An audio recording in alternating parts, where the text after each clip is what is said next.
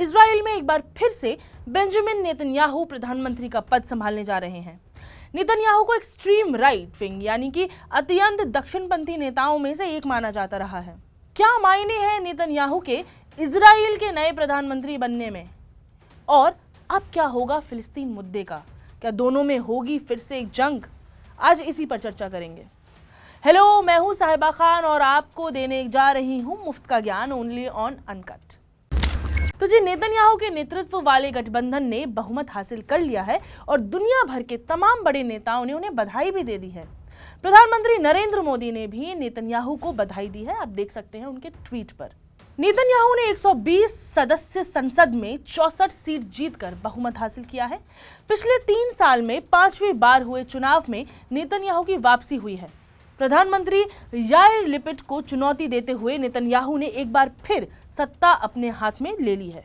आपको बताती चलूं कि नेतन्याहू पर पहले भ्रष्टाचार के आरोप लगे थे और इस चक्कर में उन्हें सत्ता गंवानी पड़ गई थी। दरअसल इजराइल में पहली बार ऐसा हुआ था कि किसी प्रधानमंत्री को भ्रष्टाचार के मुकदमे के चलते पद छोड़ना पड़ा हो।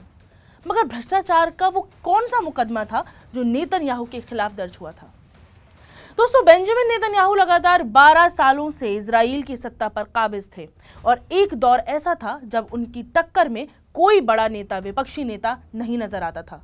लेकिन साल 2021 में अचानक कुछ ऐसा हुआ कि नेतन्याहू के हाथों से कुर्सी छिन गई। ये वो दौर था जब नेतन्याहू कई तरह के आरोपों से घिर चुके थे। 2020 में पहली बार ऐसा हुआ था कि एक प्रधानमंत्री के खिलाफ इजराइल में भ्रष्टाचार का मुकदमा दर्ज हुआ हो। उन पर आरोप था कि उन्होंने बड़े बिजनेसमैन और मीडिया दिग्गजों के साथ मिलकर के रिश्वत और धोखाधड़ी का काम किया है। इसी बीच उनका विपक्षी गठबंधन मजबूत हो गया और नेतन्याहू को इस्तीफा देना पड़ गया। अब नेतन्याहू 5वीं बार प्रधानमंत्री का पद संभालेंगे। इजराइल में सत्ता बदले जाने का प्रोसेस शुरू हो चुका है। 2018 के बाद से ही इजराइल में काफी पॉलिटिकल क्राइसिस रहा है। मैं आपको बताती चलूं, आलम यह है कि 3 साल में देश में 5 बार चुनाव हो चुके हैं। जी हां, इसका सीधा कारण यह है कि यहां पूर्ण बहुमत के साथ किसी की भी सरकार नहीं बनती है, इसलिए छोटे दलों के गठबंधन से सरकार बनाई जाती है जो वक्त आने पर हाथ खींच लेते हैं और दोबारा चुनाव वाली हालत बन जाती है। तो अब नेतन्याहू के फिर से प्रधानमंत्री बनने पर फिलिस्तीन का मुद्दा गर्मा रहा है। वैसे तो बेंजामिन नेतन्याहू खुद फिलिस्तीन संघर्ष के कट्टर विरोधी हैं। उस पर से जिसके साथ उन्होंने सरकार बनाई है इस बार, जो है इतामार बेन ग्विर, वो खुद भी फिलिस्तीनियों की खिलाफत करते आए हैं। बेन ग्विर वो नेता हैं जो खुले तौर पर फिलिस्तीन के खिलाफ हथियारों का इस्तेमाल करने का ऐलान भी कर चुके हैं। जी हाँ, साथ ही उन्होंने इजराइल में फिलिस्तीनियों के लिए लॉयल्टी टेस्ट यानी कि वफादारी परीक्षण की भी वकालत की है। फिलिस्तीनी राजनीतिक पार्टी फतह FATAH के प्रवक्ता यानी कि स्पोक्स पर्सन ने अल जजीरा से बात की और कहा कि इस बार जो सरकार बन रही है उसमें पिछली से ज्यादा अंतर है नहीं। वैसे बस दोनों ही इस बात को लेकर कंपटीशन करते रहते हैं कि इजराइल में अरब आबादी के प्रति कौन ज्यादा नस्लवादी है, कौन ज्यादा रेसिस्ट है। पिछले साल PM बने याइर लिपिड और नेतन्याहू में इस बात का कंपटीशन रहा है कि विवादित इलाके और लोगों पर कब्जे को बनाए रखने के लिए कौन ज्यादा कट्टरवादी है।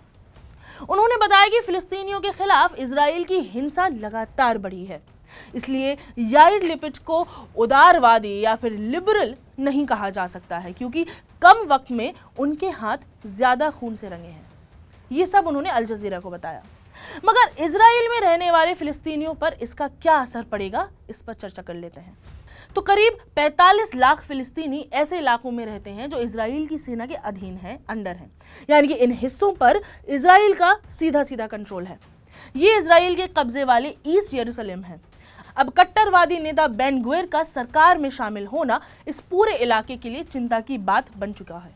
कहा जा रहा है कि इस पूरे इलाके में विद्रोही एक बार फिर से एक्टिव, सक्रिय हो सकते हैं। इसका एग्जाम्पल ये है कि नेतन्याहू की जीत के तुरंत बाद गाजा के लड़ाकों ने इजराइल की तरफ कई रॉकेट दागे हैं। इजराइल और फिलिस्तीन का मुद्दा अभी का नहीं है दोस्तों, अरसे से चला आ रहा है।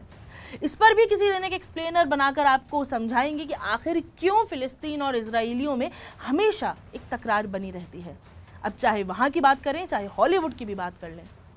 अभी तो ये सिर्फ बातें हैं, देखना होगा कि और क्या क्या बदलने वाला है नेतन्याहू और ग्विर की सरकार बनने से, क्योंकि दोनों ही बड़े धड़े हैं और दोनों ही कट्टरपंथी की एपिटमी है, मिसाल है। तो चलिए फिलहाल आप मुझे दें इजाजत। मैं हूं साहिबा खान और आप देख रहे हैं अनकट।